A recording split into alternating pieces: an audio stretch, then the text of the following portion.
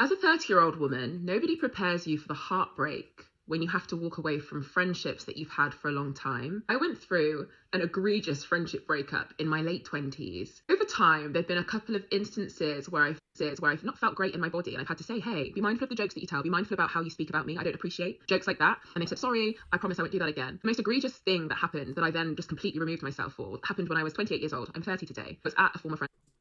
You know what's funny? She put the meaning of egregious.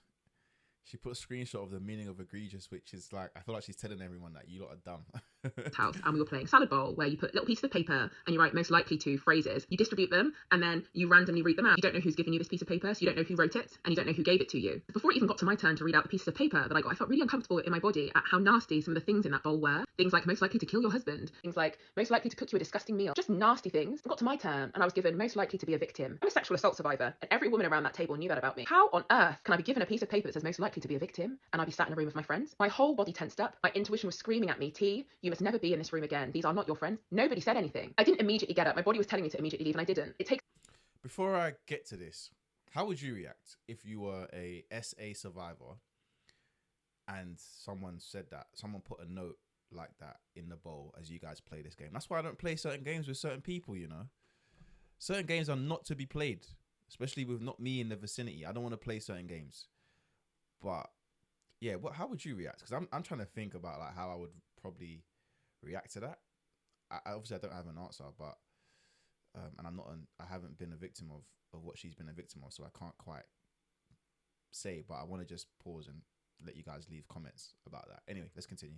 While for you to fully trust your intuition and to close the gap between feeling something, knowing something, and taking action. That gap is much smaller for me today as a 30-year-old woman. But I eventually distanced myself from these women and removed myself from that friendship group because nobody who calls themselves my friend would do that, would be okay with that. I'm proud of myself for taking action, and I've never been around those women again because I don't feel at ease in their company. I don't feel safe in their company. For me, relationships must be based on kindness, trust, and mutual respect. I'm not comfortable being in a group of people where somebody would write that and where somebody would give that specifically to me. Outside of that specific instance, there was so much horrible stuff in that bowl, and I think I don't want to be friends with people that are capable of putting such horrible things in a bowl to distribute to women that they claim to love. That's not a love that I'm comfortable with. It's not a love that I want, and I'm proud for walking away. The heartbreak can be real when you share a history with people, but this is what we mean when we talk about the sunk cost fallacy. The quality of a relationship isn't measured in years, it's measured in... Okay. So let's read this because she's about to dive into what the sunk cost fallacy is, but it's a concept that I don't think a lot of people understand. It's a phenomenon whereby a person is reluctant to abandon a strategy or course of action because they have invested heavily in it, when it is clear that abandonment would be more beneficial. This is something that affects a lot of people. It can even affect like a business. Let's say you've got a business partner or you've got multiple partners in your business, and because you've invested all this time in the business, even though you don't love it anymore, or it's not beneficial to you, maybe you feel like you just don't enjoy the work environment, but you stick with it because of how much you put into it. Is that the right thing to do?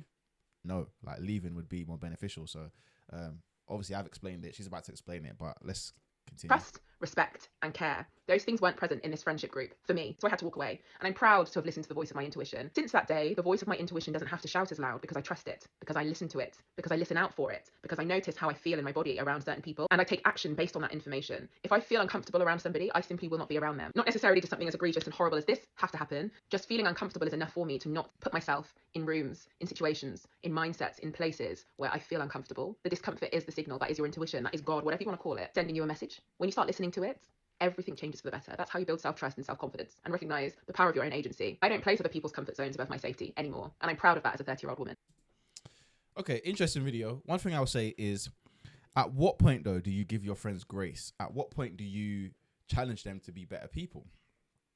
I understand she did say something in the video about like the length of time that you've known someone doesn't really matter, or it matters, but it doesn't equate to like the depth of your friendship, right? Or them being good friends. However, here's what I would say. And obviously this is where I say men and women view friendship slightly differently. But like my best friends that I've known since I was 7 or 8 years old, if they did something to me that I felt was like way out of bounds or way out of line, before I remove myself from the scenario, I'm going to challenge them. I'm going to challenge them and give them an opportunity to be better. Now, does that make me naive, or does that, I don't know what that makes me, but I just know that I'm going to give them the opportunity to be better and also redeem themselves, right? And I've also got to look at my behavior. What have I done to make them feel comfortable, to feel like they can do X, Y, Z around me? There's so many layers to that, because, and again, I'm not saying there's anything wrong with the way that she's analyzed the situation, because she's also spoken about something that's quite very personal, right? But the problem, or I guess is it a problem, or there's a viewpoint here that I think could be a problem, and it's just that if we was to treat every relationship and friendship in that manner, we would just be abandoning quite a lot of relationships and friendships. And obviously there's certain boundaries, there's levels to this, because something could just be, there's certain levels of things that you're willing to tolerate, and that's where we have like a fine line. But I think if we was to, it's kind of based on what you can tolerate, I think, is the best way to boil it down. Because if we was to just cut off every friend in every scenario because they did something that maybe was a bit out of bounds, we would be lonely. We're already dealing with a loneliness crisis. A heartbreak. So I do think that there's one thing we could be discussing a bit more, and it is, how do we challenge our friends and our peers to actually be better and do better? That's the difficulty. And that's where, and I know this for a fact, is that a lot of people struggle with having those difficult conversations. If I've got a friend or a person in my life that is not pulling their weight in a way that I find acceptable, I'm going to call them out on it. I'm going to tell them, I'm going to give them an opportunity to be better, and then it's down to them. If they F up again, see you later, sayonara, peace, hasta luego, all good. I've actually given you an opportunity to be better.